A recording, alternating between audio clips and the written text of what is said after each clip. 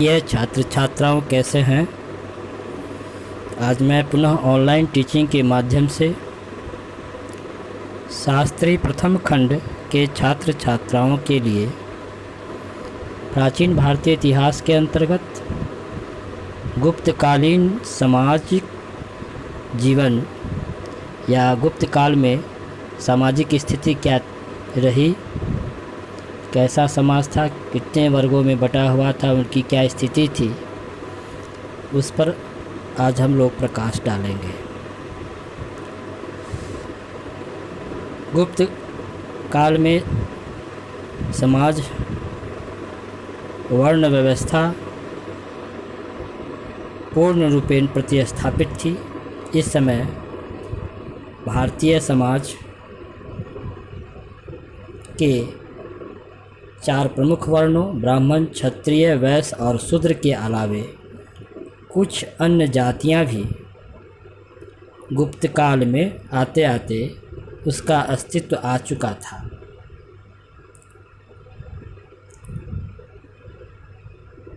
चारों वर्णों की सामाजिक स्थिति में अंतर किया जाता था। वराहमिहिर के अनुसार ब्राह्मण, क्षत्रिय, वैश्य तथा शूद्र के घर क्रमशः 5, 4, 3 तथा 2 कमरों वाले होने चाहिए। इसके अलावे इन 4 परंपरागत जातियों को न्याय व्यवस्था में भी कई प्रकार की छूट थी और इन विभिन्न वर्णों में उनकी सामाजिक स्थिति के अनुसार भेदभाव बरते जाने का हमें विधान मिलता है। फिर भी इस समय जाति व्यवस्था उतनी अधिक जटिल नहीं हो पाई थी जितने कि बाद के हमें कालों में देखी जाती है। गुप्त काल में समाज के सभी वर्णों एवं जातियों में ब्राह्मणों का स्थान सबसे ऊंचा था। हालांकि ब्राह्मण जाति का मुख्य रूप से काम धार्मिक अर्थात वेद अध्ययन करना, पूजा पाठ करवाना था, लेकिन कुछ ब्राह्मणों ने अपने जातिगत पेशों को छोड़कर अन्य जातियों का पेशा भी इस समय अपना लिया था। गुप्त काल की प्रमुख रचना मृच्छकटिकम में चारुदत्त नामक ब्राह्मण को सार्थवाह अर्थात व्यापारी कहा गया है। मृच्छकटिकम से पता चलता है कि उसका परिवार पिछली 3 पीढ़ियों से व्यापार और वाणिज्य के पेशे को अपनाया हुआ था। इतना ही नहीं, बौद्ध साहित्य से भी हमें पता चलता है कि बहुत सारे ब्राह्मण व्यापार वाणिज्य का कार्य गुप्तकालीन समय में कर रहे थे, गुप्त काल में कर रहे थे। स्मृति ग्रंथों में भी हमें इस वृत्ति को ब्राह्मण वर्ण का आपधर्म कहा गया है। यहाँ तक कि इस समय कुछ ब्राह्मण शिल्पकार का भी काम करते थे, जबकि कुछ ब्राह्मण युद्ध और सैनिक कार्यों में भी निपुण पाए जाते थे। ब्राह्मणों के तरह गुप्तकालीन समाज में क्षत्रिय जाति के लोगों ने भी व्यापार और कई प्रकार के औद्योगिक वृत्ति अथवा पेशा को अपना लिया था। इस प्रकार सभी वर्गों की वृत्तियों में शिथिलता आती जा रही थी। किसान, पशुपालक, धातुकार, तैलकार, जुलाहे, माली इत्यादि की समाज में विशिष्ट जातियां गठित हो गई थी। गुप्त काल में अनेक मिश्रित या संकर जातियां भी अस्तित्व में आ चुकी थी। स्मृतियों में मूर्धावस्थिक, अम्बस्ट, पार्श्व, उग्रकरण जैसी प्रमुख मिश्रित जातियाँ अथवा संकर जातियों का उल्लेख हमें मिलता है। समकालीन अभिलेखों में कायस्थ नामक पदाधिकारियों का उल्लेख मिलता है जो पेशे से लेखक थे और उनकी कोई विशिष्ट जाति इस समय नहीं बन पाई थी। गुप्तकालीन स्मृतियाँ शूद्रों को व्यापार करने, शिल्पकार का काम करने, कृषि कार्य करने की अनुमति प्रदान करती है। इसके अलावा बृहस्पति के अनुसार प्रत्येक प्रकार की वस्तुओं की बिक्री करना भी शूद्रों का इस समय सामान्य धर्म हो गया। उनमें से कुछ सेना में भी भर्ती होते थे। गुप्तकालीन प्रमुख रचना मृच्छकटिकम से पता चलता है कि उज्जैनी में कुछ शूद्र अधिकारी भी हुआ करते थे। अब उन्हें महाकाव्यों तथा पुराणों के श्रवण का या महाकाव्यों जैसे रामायण और महाभारत तथा कई पुराणों के सुनने का भी अधिकार मिल गया था, जबकि गुप्त काल से पूर्व इस तरह के अधिकार शूद्रों के लिए नहीं था, अर्थात वेद सुनने पर उसे कई तरह से प्रतिबंधित किया गया था।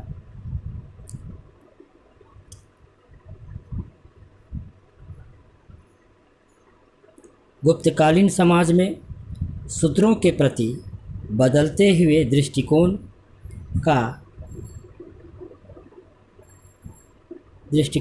को यह दर्शाता है। स्मृति ग्रंथों और फाहियान के विवरण से हमें पता चलता है कि इस समय समाज में अस्पृश्यता अथवा छुआछूत प्रचलित थी। चीन यात्री फाहियान अछूतों को चंडाल कहता है, जो गांवों और नगरों के बाहर निवास किया करते थे। ये चंडाल शिकार का काम करते थे और मांस बेचने का काम करते थे। ये चंडाल गांवों तथा नगरों में प्रवेश करते समय वे लकड़ी पीटते हुए चलते थे ताकि लोग उनके मार्ग से हट जाए और उनके स्पर्श से या उसे छूने से बच जाए।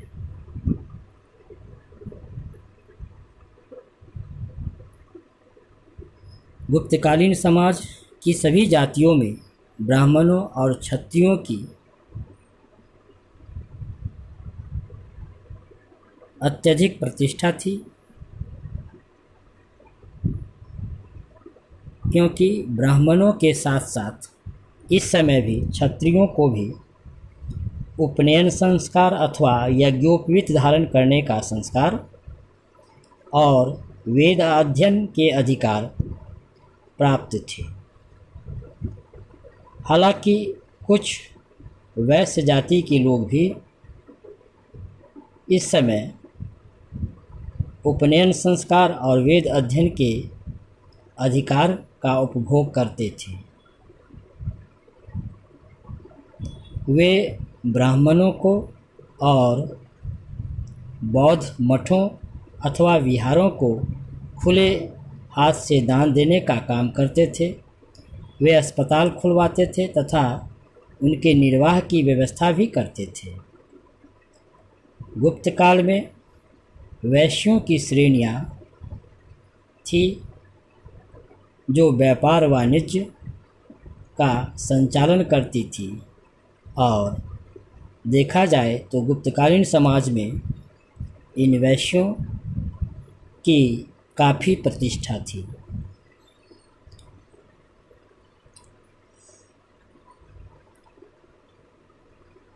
बच्चों, अब हम लोग गुप्तकालीन समाज में दास प्रथा पर चर्चा करेंगे कि इस समय दास प्रथा का प्रचलन था अथवा नहीं था, प्रचलन था तो किस तरह का दास प्रथा था, उस पर हम लोग बातें करेंगे। स्मृति ग्रंथों से हमें पता चलता है कि गुप्तकालीन समाज में दास प्रथा के प्रचलन का हमें प्रमाण मिलता है। इस समय युद्ध में बंदी बनाए गए और ऋण न चुका पाने वाले अथवा कर्ज न चुका सकने वाले लोग को प्रायः दास बनाए जाते थे। गुप्तकालीन प्रमुख रचना मृच्छकटिकम से पता चलता है कि इस समय दास के शरीर पर उसके स्वामी का पूर्ण रूपेण नियंत्रण होता था, लेकिन यहाँ दास प्रथा पश्चिमी देशों या यूरोपीय देशों में प्रचलित दास प्रथा के समान यहाँ दास प्रथा नहीं थी। अर्थात देखा जाए कि भारत के दास प्रथा और यूरोपीय देशों के दास प्रथा का यदि तुलनात्मक अध्ययन किया जाए तो हम पाते हैं कि भारत में दासों की स्थिति पश्चिमी देशों अथवा यूरोपीय देशों के दासों की तुलना में अच्छी थी। अर्थात पश्चिमी देशों में दास प्रथा भारत की तुलना में काफ़ी जटिल थी। एक निश्चित अवधि तक सेवा करने तथा कर्ज चुका देने अथवा ऋण चुका देने पर गुप्त काल में दासों की दास स्वतंत्रता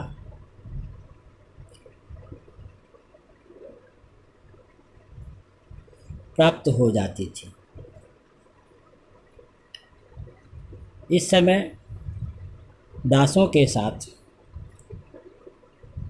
व्यवहारिक रूप से मानवीय आचरण किया जाता था। यही कारण है कि बहुत सारे यूनानी लेखकों ने गुप्त काल में दास प्रथा की ओर ध्यान नहीं दिया। तो बच्चों, आज हम लोग गुप्तकालीन सामाजिक व्यवस्था के अंतर्गत 4 प्रमुख वर्णों ब्राह्मण, क्षत्रिय, वैश्य, शूद्र के अलावे कई अन्य जातियां तथा कई संकर जातियों और इन जातियों की सामाजिक क्या स्थिति रही, समाज में किस तरह की प्रतिष्ठा थी, उसे किस तरह का अधिकार प्राप्त था, इस पर हम लोग चर्चा किए। धन्यवाद।